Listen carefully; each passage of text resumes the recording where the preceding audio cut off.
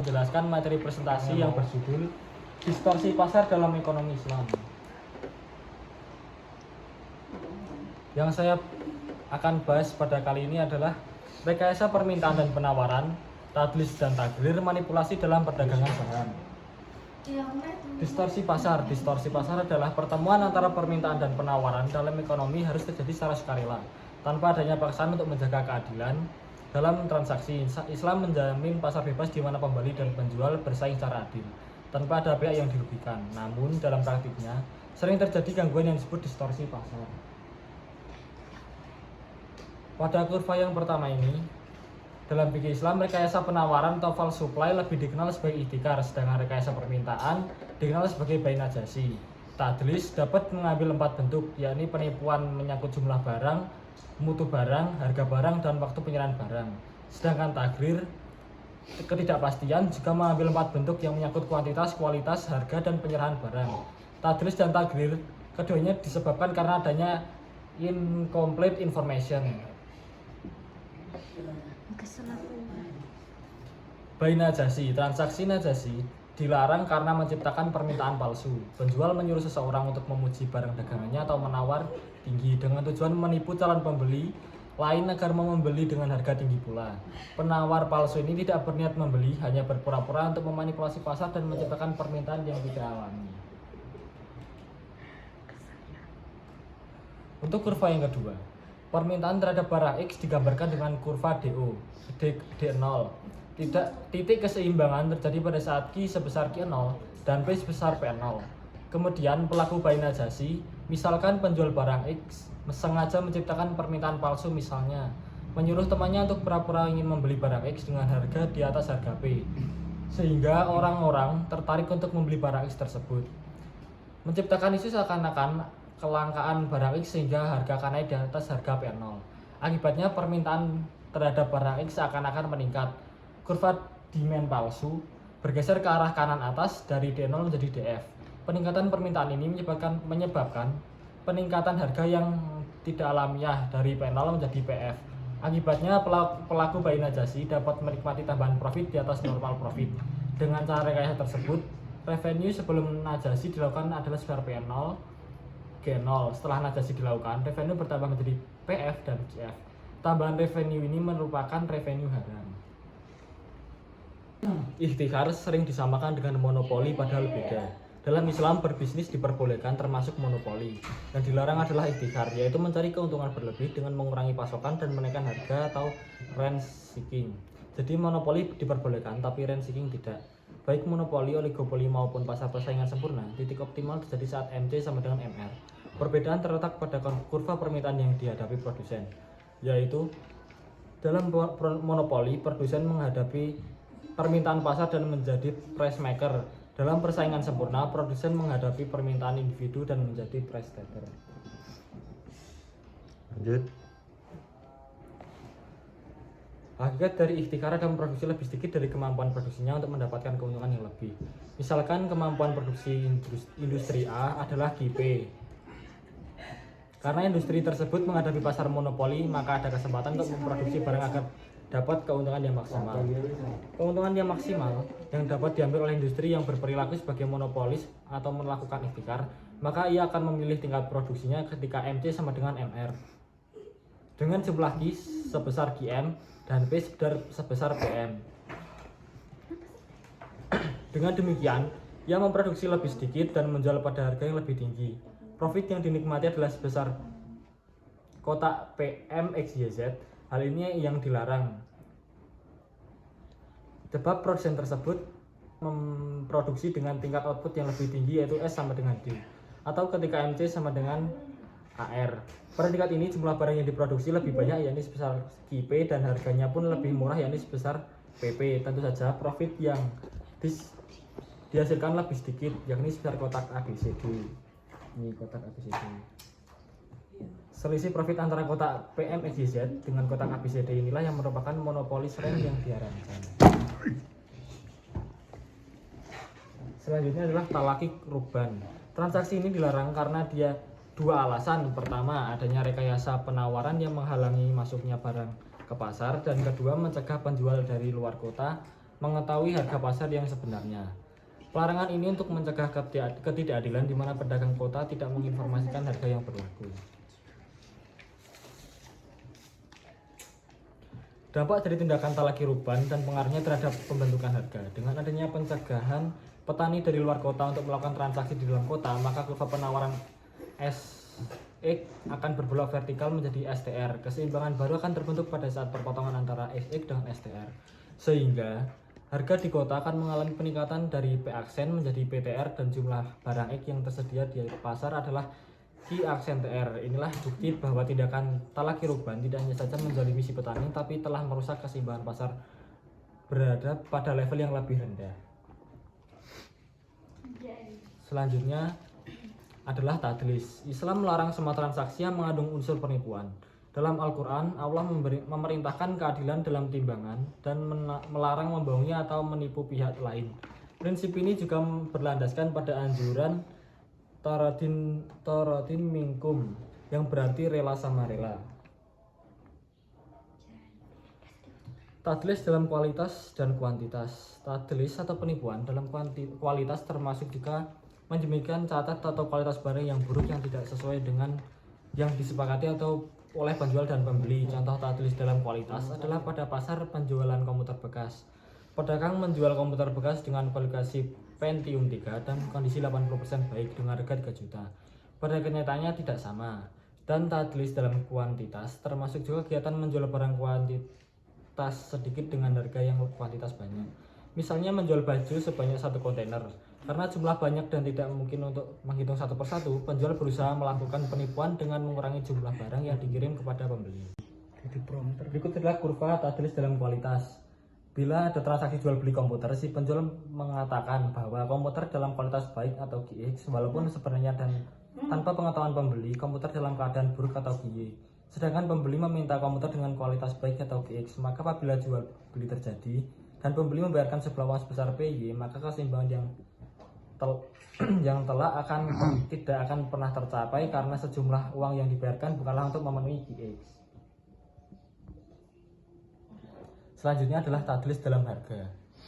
Tadlis dalam harga ini termasuk menjual barang dengan harga yang lebih tinggi atau lebih rendah dari harga pasar karena ketidaktahuan pembeli atau penjual. Dalam fikih disebut goban. Katakanlah seorang musafir datang dari Jakarta menggunakan kereta api. Tiba di Bandung, ia kemudian naik taksi namun tidak tahu harga pasaran taksi dari stasiun kereta api ke Jalan Braga di Bandung. Katakan pula harga pasaran ongkos taksi untuk jarak itu adalah 12.000. Supir taksi menawarkan dengan harga 50.000. Setelah terjadi tawar menawar, akhirnya disepakati rela sama rela Rp40.000. Nah, meskipun kedua pihak rela sama rela, namun hal ini dilarang karena kerelaan si musafir bukan karena kerelaan yang sebenarnya. Ia rela karena keadaan tertipu. Berikut adalah kurvanya. Harga pasar adalah P aksen. Tidak ada pengetahuan terhadap kondisi pasar tersebut.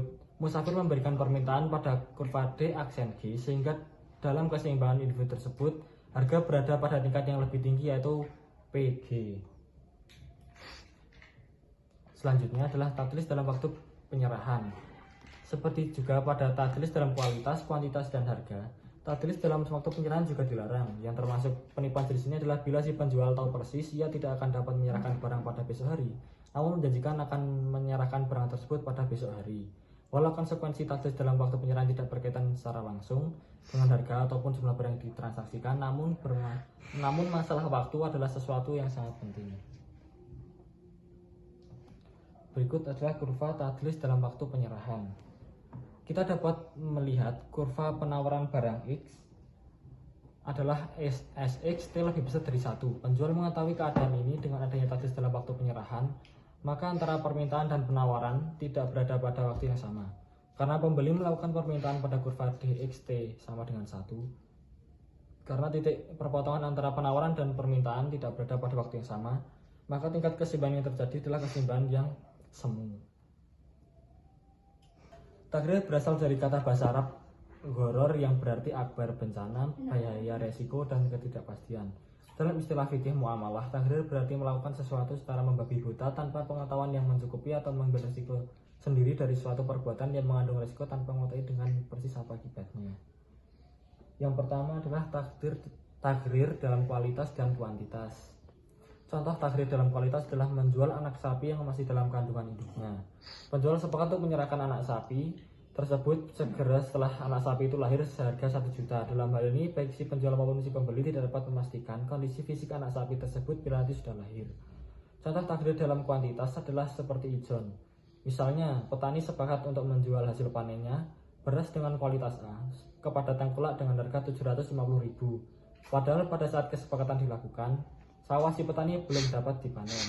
Dengan demikian, kesepakatan jual beli dilakukan tanpa menyebutkan spesifikasi mengenai berapa kuantitas yang dijual, berapa ton, berapa kuintal misalnya. Berikut adalah kurva takrir dalam kualitas. Bila anak sapi tersebut lahir normal, maka pembeli untung 500.000. Membeli anak sapi dengan harga jual 1.500.000, harga 1 juta. Namun bila ternyata anak sapi tersebut terlahir cacat, maka ia rugi 750.000. Bila lahir mati, penjual rugi 1 juta. Pada gambar tersebut, gambar samping saya, bukanlah hasil dari perpotongan penawaran dan permintaan dengan kualitas yang sama. Artinya tingkat keseimbangan yang tercipta adalah keseimbangan yang semu karena mempertemukan permintaan dan penawaran yang berbeda kualitasnya.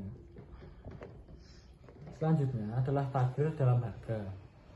Takrir dalam harga terjadi ketika misalnya seorang penjual menyatakan bahwa ia akan menjual 1 unit panci merek ABC seharga 10 juta. Maaf, 10.000. Bila dibayar tunai atau 50.000, bila dibayar dengan kredit selama 5 bulan. Kemudian si pembeli menjawab setuju. Ketidakpastian muncul karena antara keduanya dalam satu akad tidak jelas harga yang mana yang berlaku. Yang 10.000 atau yang 50.000. Katakanlah ada pembeli yang membayar lunas pada bulan ketiga, berapa harga yang berlaku? Atau ekstrimnya 1 hari setelah penyerahan barang, berapa harga yang berlaku? Ekstrim lainnya adalah bagaimana menentukan harga bila dibayar dan lunas sehari sebelum akhir bulan kelima. Dalam kasus ini, walaupun kuantitas dan kualitas barang sudah ditentukan, tetapi terjadi ketidakpastian dalam harga barang, karena si penjual dan pembeli tidak mensepakati satu harga dalam satu kali.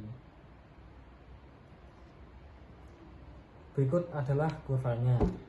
Penawaran yang memberikan 3 alternatif harga ditanggapi oleh pembeli dengan satu kurva permintaan.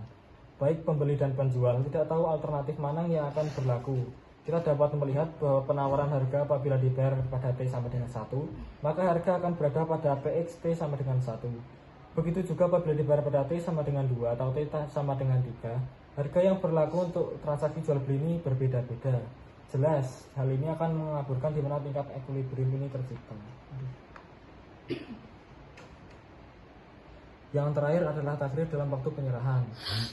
Misalkan Adi kehilangan mobil VW Beetle-nya. Ida kebetulan sudah lama ingin membeli mobil VW Beetle seperti yang dimiliki oleh Adi, dan karena itu ingin membelinya. Akhirnya Adi dan Ida membuat kesepakatan. Adi menjual mobil VW Beetle-nya yang hilang tersebut kepada Ida seharga 100 juta.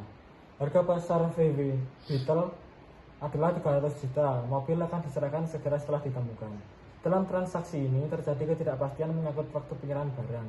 Karena barang yang dijual tidak diketahui keberadaannya. Mungkin mobil tersebut akan ditemukan 1 bulan lagi, 1 tahun lagi, atau bahkan mungkin tidak akan ditemukan sama sekali.